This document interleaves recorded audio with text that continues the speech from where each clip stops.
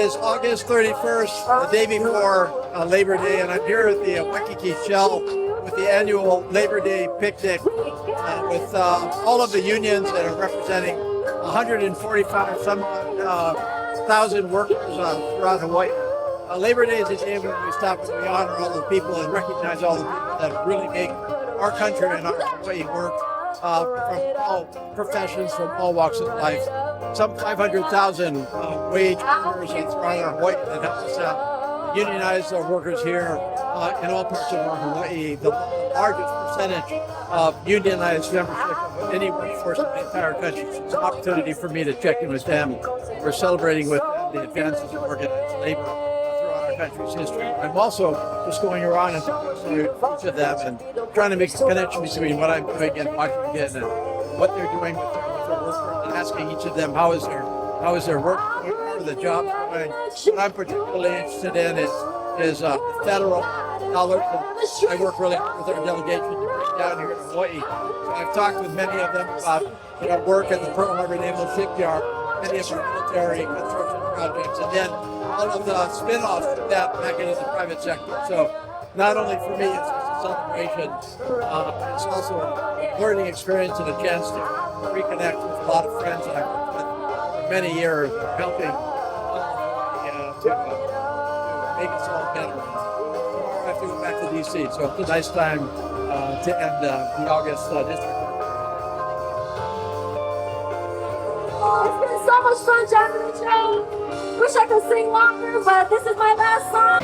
Okay, how you doing? Yeah, you too. Yes, How's it, Ralph? How are you? Good to see you. How's it, Ralph? Good to see you. Ooh, it smells good in here. What do you got? Ahi. Oh, really? Wow. Where'd you get your ahi from?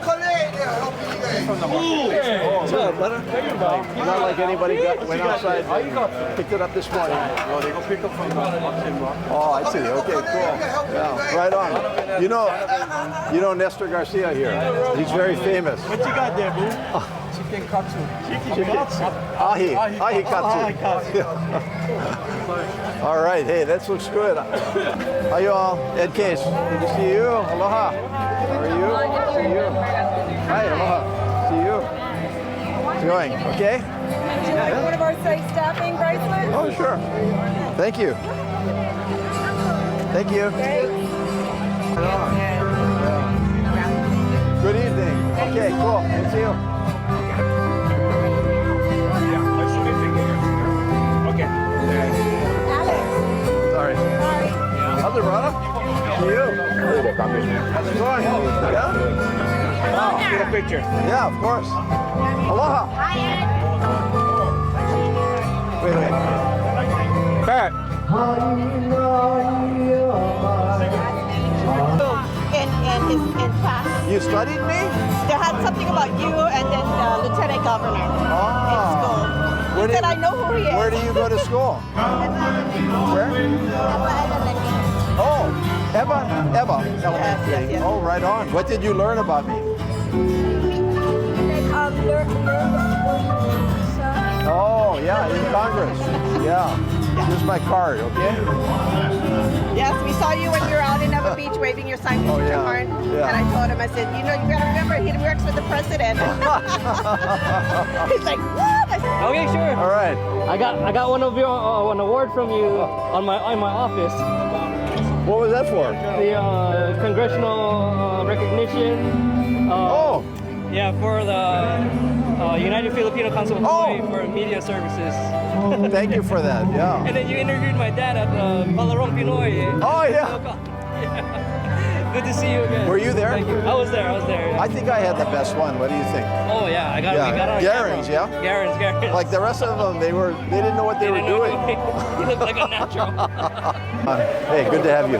How's the union going? Yeah, no We're problem. busy. We just had the 85th anniversary. You know that, right? So Oh, it's- yeah. We just came back from Chicago on Friday, and then now we're doing this. So no rest for the weary. What was in Chicago?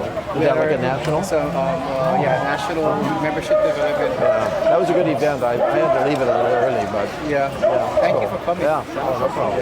Well, you stay in touch and let us know how we can help with anything. Yes. Mainly what we're trying to do is make sure the federal money is still coming into Hawaii for Yes. federal projects. Yes. We're doing pretty well. Yes. I don't think the Trump stuff's going to affect it too much, but we gotta watch out. Just keep it going. Okay. See you. All right. Aloha. Thanks again. Yeah. Thanks, huh? Yeah, no worries. Thank you for coming. Hey, we also like to give recognition to our president, Municipal Association of Hawaii, Jim Hoffman. Hello, sir. Hi, I'm Ed Case from Congress. How's it going? Yeah, nice to meet you. Hello, ma'am. Good to see you. You guys union members? Longtime union members? Yeah? Where were you working? Dredging. So construction. Oh, right on. How long did you work? How long did you work? How many? 40 years. 40 years. Oh, 34. Wow. Where do you live? Oh, Hawaii Kai. Oh, so you're my constituents. Oh, Coco Marina. Oh, nice over there, huh? Yeah. All right. Well, nice to talk to you. Aloha. Full too. Right. Where is it from? Supermarket.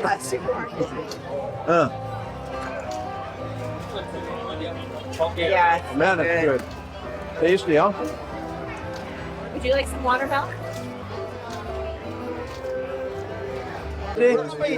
Yeah. Like, you getting any federal work?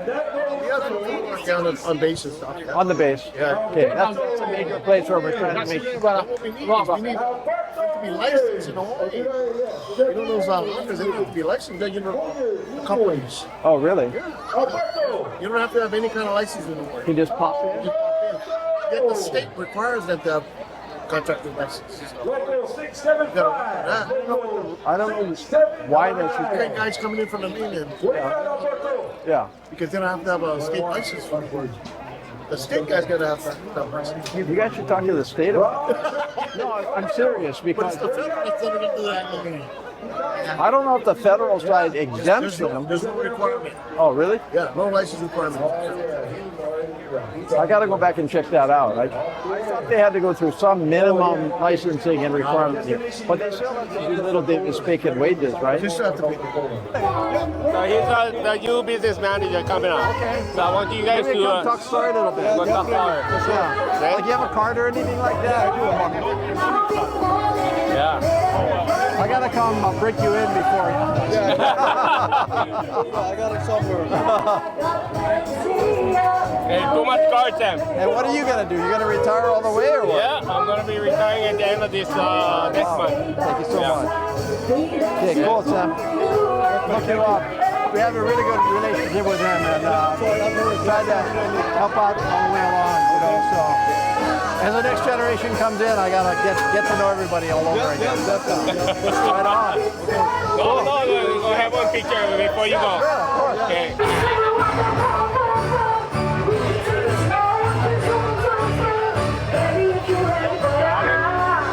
Oh, I see. It's the other way. Oh, yeah.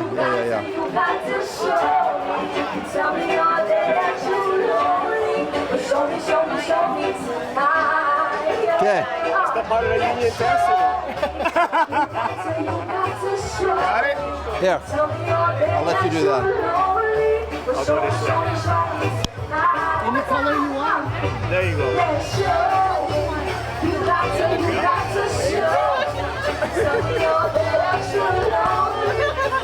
There you go. Okay, cool. Thank you. See you guys. All right, good to see you. Yeah, sure. If folks would like to be connected with you, Ed, what's the best way? case.house.gov. Case.house.gov is my official website. It's got probably far more than you ever wanted to know about what I'm up to. But I do try to load it up with information on what I'm doing. You can find on case.house.gov, for example, all of my votes, transparent, all of my actions in the Appropriations Committee, my newsletters, my information on on issues of the day in Congress, what I'm doing back here in Hawaii, how to get in touch with us. And in that same spirit, I do want to mention that I really, really treasure the opportunities to get in touch with my constituents wherever I possibly can. I've done a couple of, I've been trying out something for the last couple of months that I've really enjoyed called Walk Story. So I do my talk stories all the time where I go to a school cafeteria and tell people I'm there and everybody comes and, we have a very, very good discussion, sometimes a difficult discussion, but a good, solid discussion. And I enjoy those. But what I also felt was that I wasn't reaching people that perhaps don't come to a community, a cafeteria on a Tuesday night at 6:30 or something like that. So what I started to do a couple of months ago was a variation on Talk Story where I simply go out there randomly and walk parts of my district. Like, no plan. I don't know who I'm going to run into. I don't know what's going to be on their minds. I wander along the way. I take little twists and turns, and it's refreshing. I've really loved it. And I've walked into small businesses in Pearl City and, communities and, Hawaii Kai and all over my district. Appreciate it very much. We have just about 4 minutes remaining. But a question, there was a bipartisan congressional delegation from the House that recently visited China and met with Chairman... Foreign Minister. Thank you. Yeah. And I was wondering, what was the feedback? What was accomplished? What was the intent and the catalyst for this? Some of my fellow members felt they wanted to, make a contact with the PRC.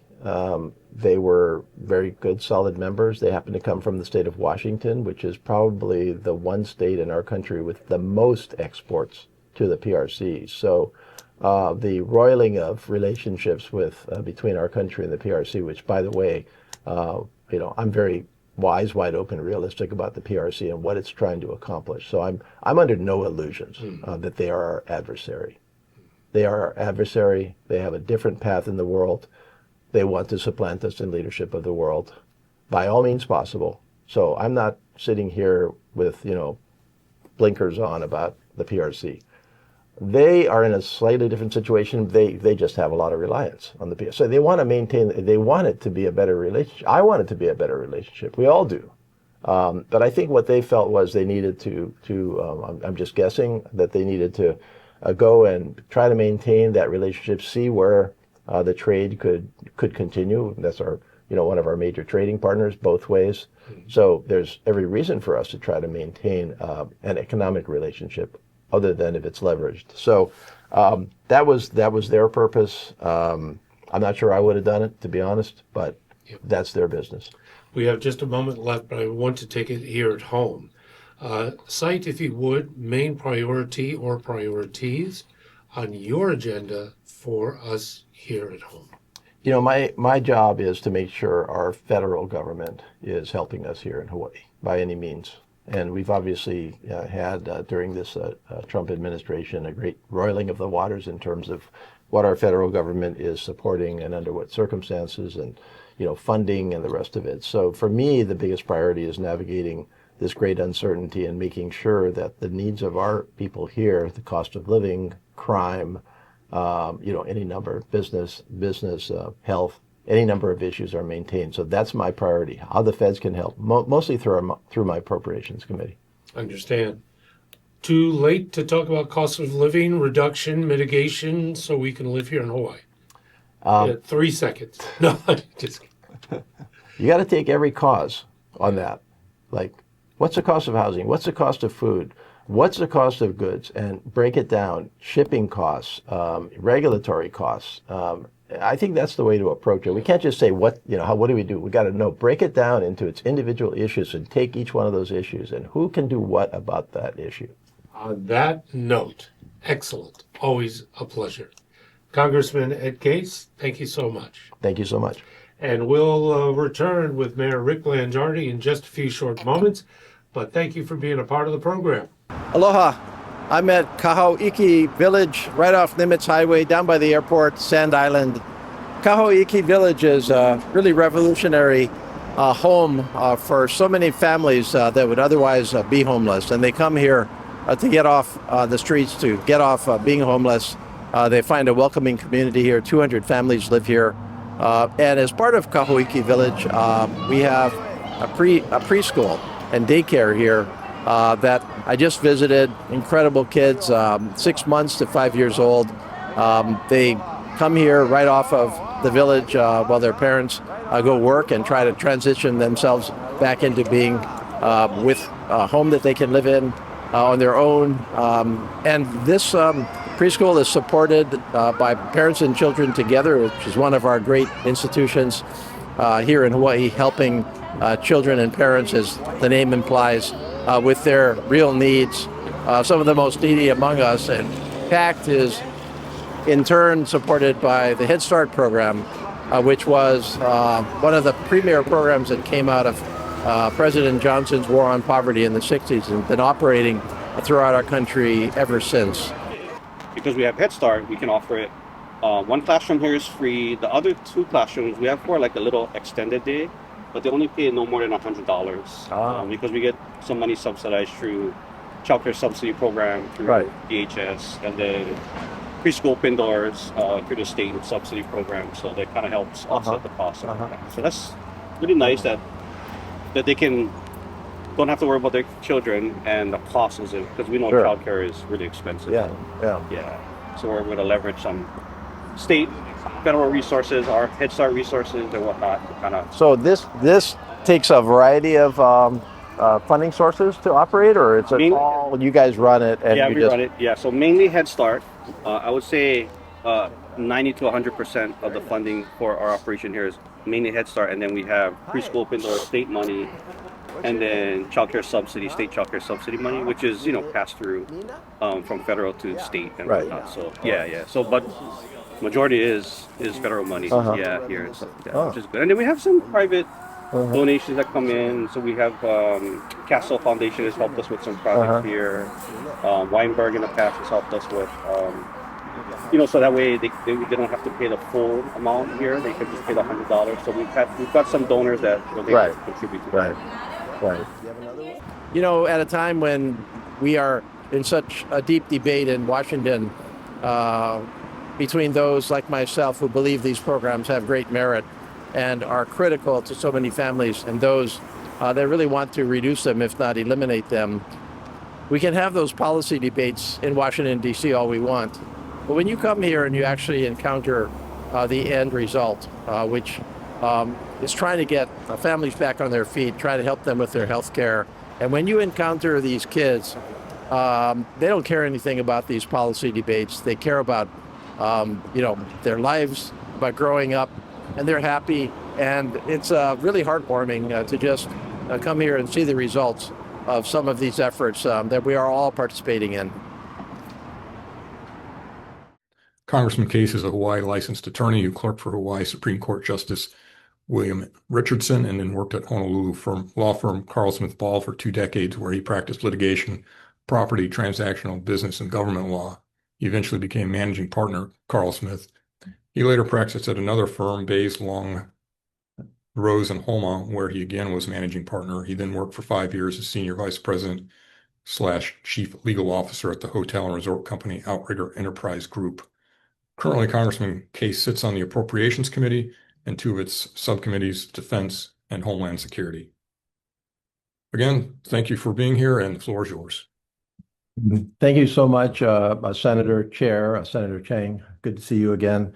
And thank you to the Judiciary Committee for highlighting here what I believe is one of the most major, if not the most major threat facing our country right now, which is a threat from within, a threat to our foundations, the foundations of our country. And for us to take the time as citizens to explore why this is the case, what's not going right, and what we can do about it is an invaluable contribution to the public discourse. And by the way, I'll put up information at the end. I definitely would like to hear from people. I welcome everybody that is joining us outside to listen in. Case.house.gov is the way into my office. I'm going to start with the basics that you already outlined, which is a very good quote. And I think there's a lot in this quote to unpack a little bit. And I'm just going to read it again. What is the rule of law by the World Justice Project? It is a durable system of laws, institutions, norms, and community commitment that delivers four universal principles: accountability, just law, open government, and accessible and impartial justice. There's a couple of words in there that I think we should just focus on as we get into this discussion. Number one, durable. This has to be a system that passes the test of time. It survives and prospers from presidents to presidents, from downsides and upsides in our history, from one party or the other party being in the majority, challenges from without, but the system itself survives, and it has survived for 250 years, and we all want it to survive for another 250 years. It's made up of laws, institutions, norms, and community commitment. The laws is pretty straightforward. I'll get into that. The institutions is pretty straightforward. I'll get into that. But beyond that, it's a collective commitment, as this quote highlights, by all of us that we are going to support the rule of law regardless of the outcome. And we're going to do it because we believe that that's good for our country. And so I think that that is foundation. It's not just about the Constitution. It's not just about Congress. It is about what we all believe is the norm of governance in our society and the norm of community commitment, of division, of discourse, of civil debate. How do we fit that all together? That's what the rule of law is, that combination of functional institutions and common understandings, regardless of our political principles.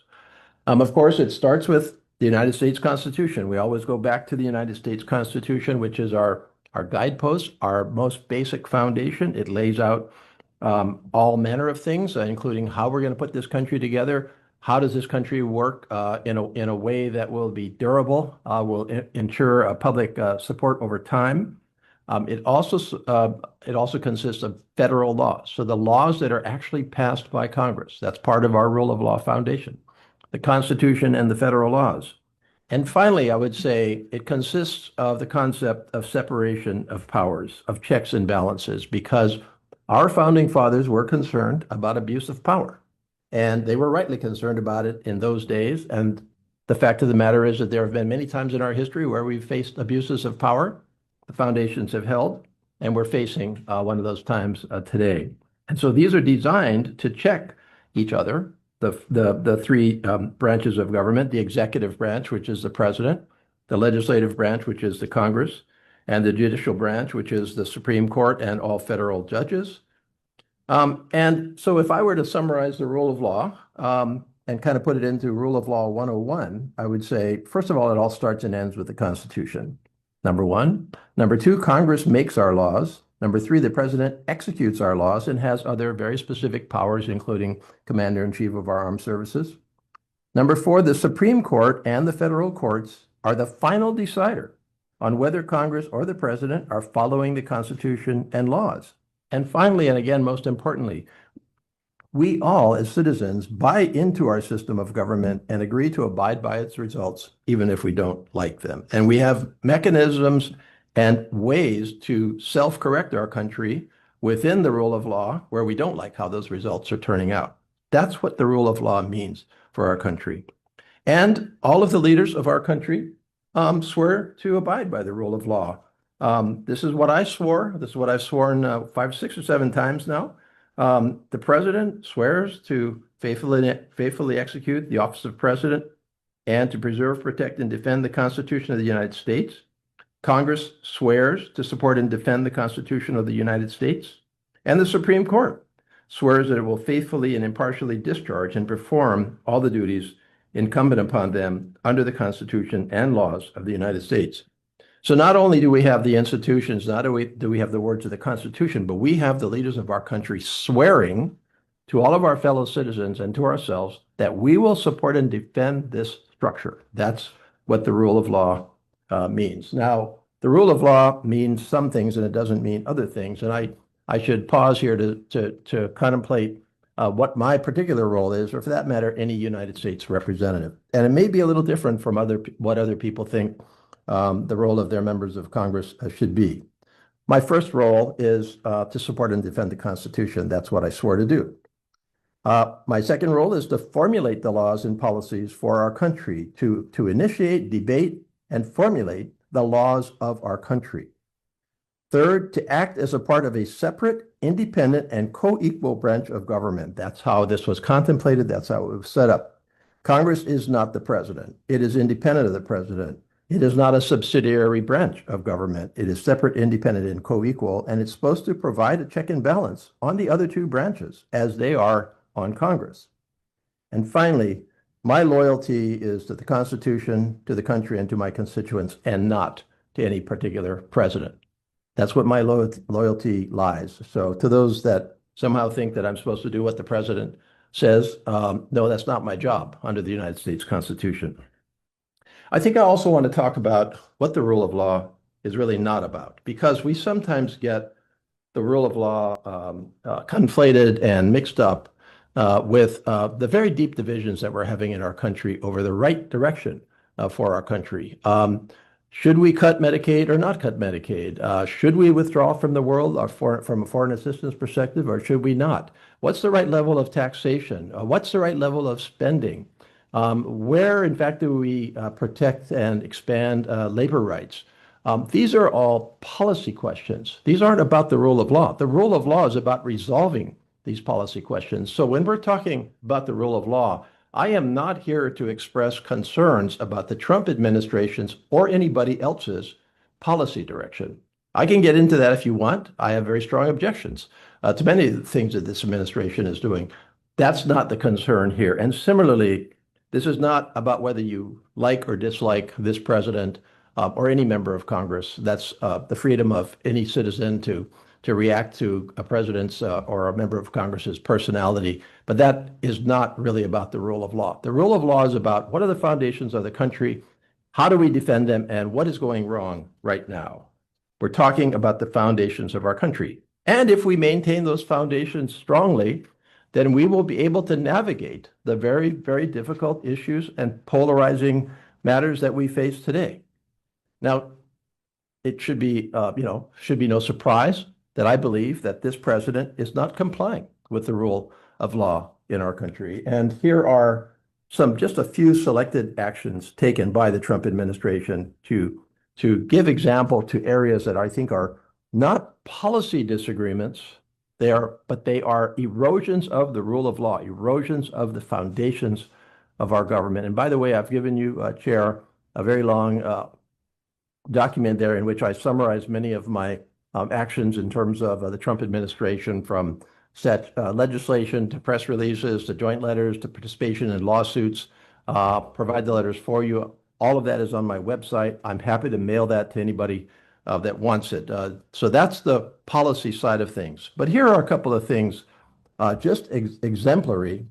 Some of them you've already referred to. So number one, destruction of federal agencies and funding that was already directed by law. Destruction of federal agencies and funding that was already directed is already pursuant to law. And this has been ongoing in the current fiscal year. And here's what it comes down to.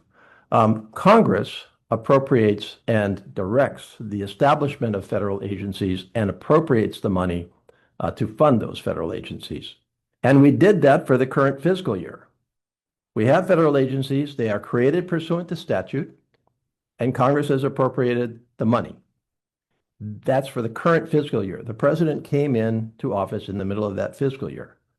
The president commenced eliminating some federal agencies, significantly eroding other federal agencies, and curtailing funding across the board. Billions and billions of dollars, much of which impacted us very severely here in Hawaii. And the basic question there is, why did he do that when the law already provided that he was supposed to do that? Now, if he wants to do that for a future fiscal year where we haven't written the law yet, if he wants to come to Congress and say, I want to pass a law to eliminate the United States Department of Education, that's fair game. That's a policy question.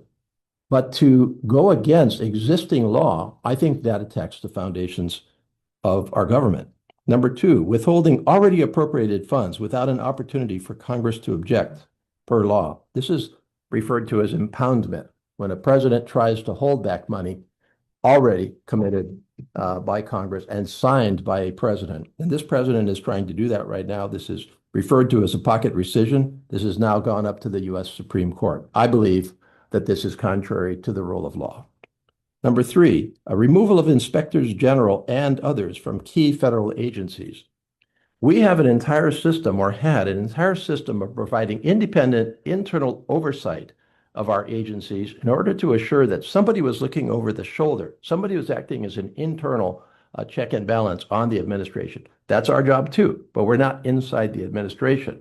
So, for example, a whistleblower says, hey, we're wasting billions of dollars on this defense program. Where do we actually get that evaluated? We gave that to the Inspector General inside the Department of Defense. This is particularly true in our intelligence community, where it's very, very important for us to know that the intelligence that is being produced is realistic intelligence. We got rid of all those inspectors general under this president. And I believe that that is not just a policy call, it's a rule of law question, because it eliminates independent assessment, and it assures that power can be centralized without question. Firing of key federal officials from independent agencies. The Federal Reserve is the number one area, but there have been in many other examples where we have had agencies that we have set up by law to be independent of the president, to not be subject to the president's direction, because we want those agencies to act independently, not simply as an arm of the president. And we did this, the president and Congress, did this because we believed that there needed to be some independence. And the Federal Reserve, again, is a very good example of this, whereas we've already seen there's great political attempts at manipulation of the outcome of our interest rates. And those should be thought through on an independent basis by experts, not manipulated by a political system. And the firing, or the attempted firing, of those officials, I believe, is contrary to the rule of law, because we set that up as a foundation of government to make our government more efficient and to introduce sufficient checks and balances. Failing to comply with the letter and spirit of federal court orders. This is the most major, or one of the most majors that we can consider here, because this president has consistently flaunted federal orders. He comes right up to the edge, goes over even, causing the federal courts to come in and actually order him to do what they ordered him to do once already. Then he appeals, which is his right. So I'm not saying that that's wrong, but I'm saying that a systematic attempt to ignore the federal courts, which are supposed to provide the check and balance and is a key part of the foundation, is a fundamental problem with the rule of law. Attacking the integrity of the federal courts when decisions are unfavorable. You referred to this already.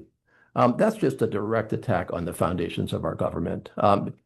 The president evidently feels that we don't need a federal judiciary because they should not be available to say whether the Constitution has been breached or not, and whatever he wants to do, he can do. That's not the way we set this up. And if we don't have an independent federal judiciary, we are going to lose one of the most key foundations of the rule of law. Eroding the independence of key federal agencies such as the Department of Justice. This is highly troubling because the Department of Justice has the ability to wreck lives, to directly wreck lives if it is manipulated for political purpose. And I, for one, believe that the Department of Justice, which had survived very well through a number of administrations that attempted to influence it in one way or the other, and maintained independence, which is a core part of the rule of law, in order to provide for the impartial administration of justice, has clearly now been substantially co-opted by this president. And that's very dangerous because we rely on the Department of Justice to enforce the law and to prosecute the law. Removal of dissenting or independent opinions. We've seen this as a repeated trend, not only in the inspectors general area, but throughout the entirety of government, where board members speak up, they're fired. I questioned a witness for the Federal Emergency Management Agency in my House Appropriations Subcommittee on Homeland Security, and we had a very positive discussion about whether he agreed or didn't with the pronouncements of somebody in the administration that we should close FEMA, and he agreed. And the next day he was fired. Now, I think that's contrary to the foundations of our country. Abuse of power to intimidate opponents and leverage others to fall in line. We've seen this repeatedly. We saw this over the weekend with the Federal Communications Commission And regardless of whether you do or don't agree with Mr. Kimmel and what he said in the monologue, free speech should not be punished by the threat to withdraw a license for you to televise at all. That was clearly an abuse of power. And then finally, and again, most concerningly, attempted intimidation of the press repeatedly, excluding the press, really. The press is now excluded largely from covering the Defense Department. The press is significantly restricted from covering the State Department. The press is crowded out, at least dissenting opinions from the White House press conference, also subject to litigation.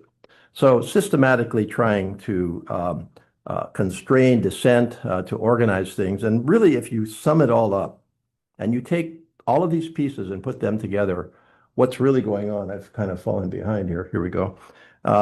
I think we are facing a widespread and coordinated effort.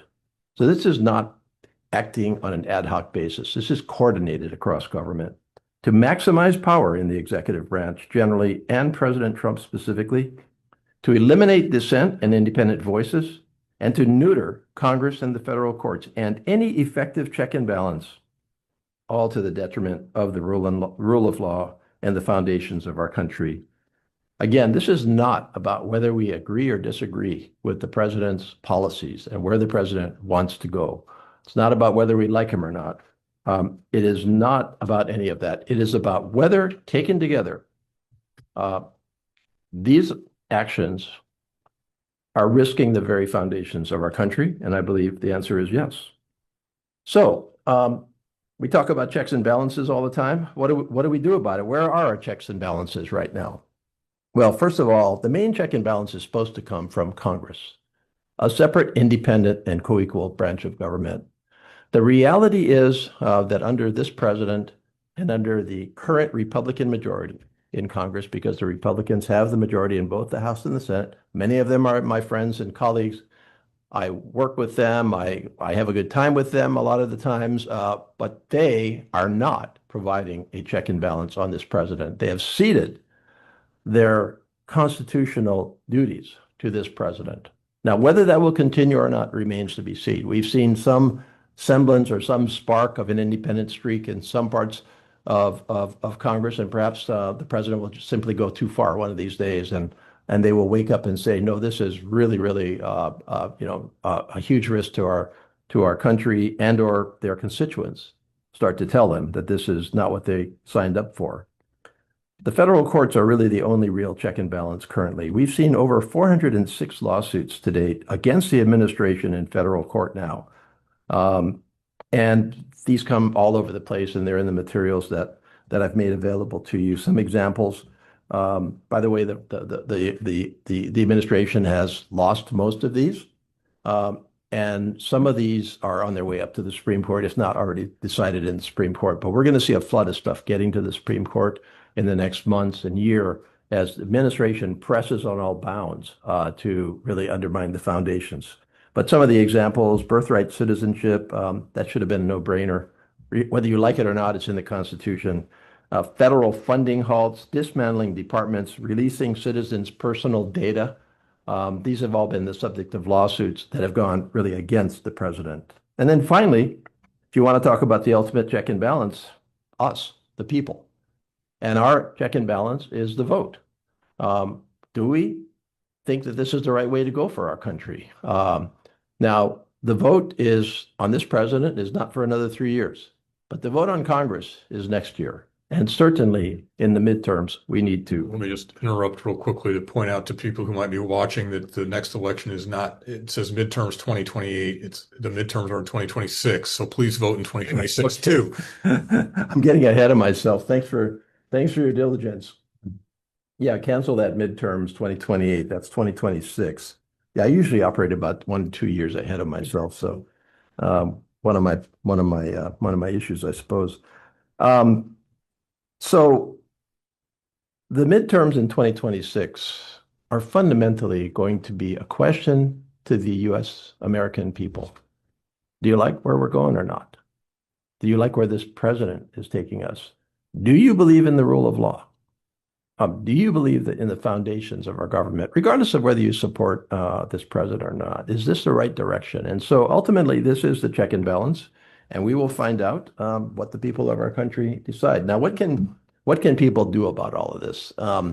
Because certainly, I feel a great sense of for many of the people that I represent, understand everything that I have said perfectly, feel it in their gut.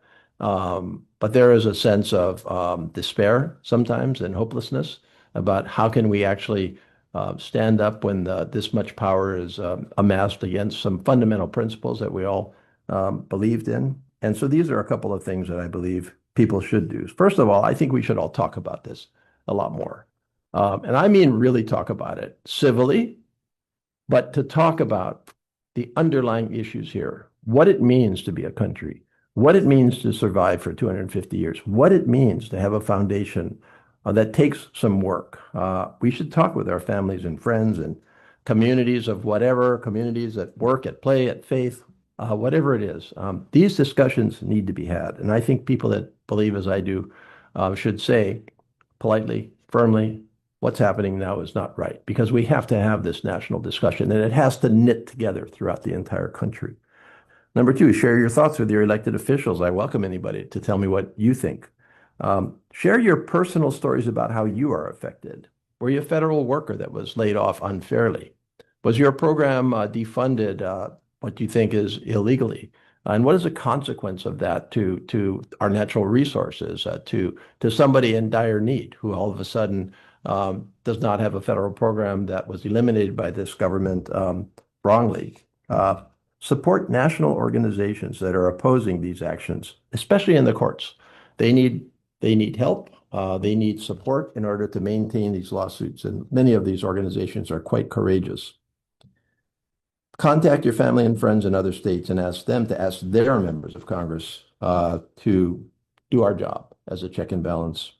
And then finally, and I say this really with great respect to my constituents who do believe that President Trump offers the right direction for our country, and who do support the policies and the direction of President Trump. I'd like to ask you to ask yourself and those around you whether you actually believe that tearing at our foundations in this way to achieve a policy goal is going to be good for our country today or tomorrow. And I hope you will agree that ignoring the rule of law is not going to be good for any of us over the long term. Mahalo. I appreciated you again for the ability to highlight the critical importance of the rule of law to our country. Again, more information on my thoughts, actions, activities as Hawaii's U.S. Rep, or one of them, is at case.house.gov. Email me with your thoughts at ed.case@mail.house.gov. And then finally, I just want to note that I am doing another rescheduled, I guess more accurately, Teletalk Story district-wide live. I had it planned for the night of the tsunami, so I had to call it off. I'm going to do this next Thursday, October 2nd at 6 p.m. Hawaii time, whether I'm in Hawaii or in D.C. I hope not D.C. because that's going to be midnight in D.C. The details on how to join the Talk Story are at case.house.gov. Thanks again for your time. Thanks very much. Go ahead and take the PowerPoint. Yeah. We have some time for questions. Do you have something you want to start with? Go ahead, please, Senator Chang. Well, thank you so much, Congressman, for joining the committee today. I really appreciated that briefing. What are the chances you think that Trump will be able to run for a third term? I mean, I think the chances are low, very low. There's no plausible legal argument for it, no plausible legal argument whatsoever. And so for him to gain a third term, it would either be a complete overturning of the foundations of our country, including our Constitution, or some corruption, or I don't want to say corruption, but collusion and co-option of the federal judiciary. And I think those are unlikely possibilities. And so I think, frankly, like many things with this president, he throws things out there to sometimes get people riled up, sometimes to speak to his base, sometimes to distract from a particular issue. And I think this is one of those issues. So from my perspective, the less we talk about it, the better, because I don't think it's a realistic possibility. But um, countries have fallen countries like us have fallen. We sometimes think as the United States that because we've been around 250 years and because we just, believe in democracy, that it's just automatically going to continue. And I think what we have seen is no, it doesn't happen automatically. You have to work at it and you have to self-correct along the way, and it can fail. And I think that's somebody asked me this morning, what's the difference between, past years and this year? And I said, I've been in Congress 11 years. I served under George W. Bush and a Republican majority, by the way. I served under President Biden, of course. I served under Trump 1, and I served under Trump 2. So that's the span of my service in Congress. And there were deep policy disagreements throughout. We had knockdown, drag-out fights over policy with W. I had some knockdown, drag-out fights even inside the Democratic caucus during the Biden years. And yet, I never doubted that the foundations of our country were fraying, even in Trump 1, even though you could see it coming. But this is a systematic approach, far more planned, far more organized, far more deliberate. And so this is a different one. But I mean, if the foundations are not going to hold well enough for us to comply with the requirement for a two-term presidency, then we're in trouble. Look, I think the number one thing we collectively need to do is to have a discussion among ourselves. Now, I sit here, I represent 720,000 people. Many of you support the president. You're loyalists. You support him without question. And yes, people also do the same with Democrats. They did the same with President Biden as an example. So this is nothing new to our political dynamic. But I think that regardless of what we believe the right policy direction is for our country, the biggest risk we face right now is losing a consensus as to what the proper rule of law is for our country. Losing a consensus that we have certain foundations for our country, and those foundations should not be eroded. For example, the foundations of the Constitution about the separation of powers, about the proper role of Congress, about the proper role of the federal judiciary. I don't think that anybody should be questioning the federal judiciary. That is the part of our government that actually is providing the only check and balance against this president right now, because we have no effective check and balance going on in the United States Congress, where unfortunately, and I think tragically, and I've talked to many of them about it, we do not have enough opposition by my Republican colleagues in Congress to the actions of the president. And since they're in the majority, you don't have Congress functioning as a check and balance. That's a very dangerous situation to be in. 2 out of the 3 branches of government are basically not checking each other. The only one that is the federal court system. And I don't think that we should be talking with each other in a way that risks our federal court system, for example. So one of the things we can do is to try to have these very difficult conversations with each other. I think we have to do that. And we have to ask ourselves, is this enough? We saw the political violence of recent months, so horrific. Can we agree with each other, regardless of how we feel from a policy perspective, that that's unacceptable for any reason? It's unacceptable for any reason. No, we can't go to a point where we somehow start to accept that political violence is the answer to deep held policy disagreements. So if you're asking me what we can do, there's a couple of things we can do. Of course, we all have the power of the vote. Next year is a very important election, the midterms. where although the president is not up for, a vote, he is indirectly because Congress is at the midterm point. All of the U.S. House, 1/3 of the U.S. Senate. This is an opportunity for the people of this country to weigh in on whether they think the country is going in the right direction or not. So that's a critical part of getting involved. But I think more importantly, more urgently, we need to see if we can reassemble a consensus on what is fair game to disagree on and what is it very dangerous for us to disagree on from the perspective of breaking the foundations of our country. That's my biggest worry right now. Can we get the military to give the state a suitable landfill? We are, of course, in a very critical period with our U.S. military, in which the military is reassessing and renegotiating leases of state land for its own purposes, its own uses, what it needs for our national defense.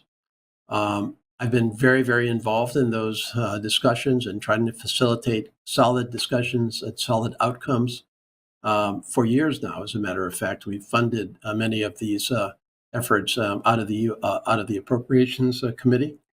And the best I'll make 2 points on this. First of all, I believe that the military needs suitable, appropriate access to our lands for national defense.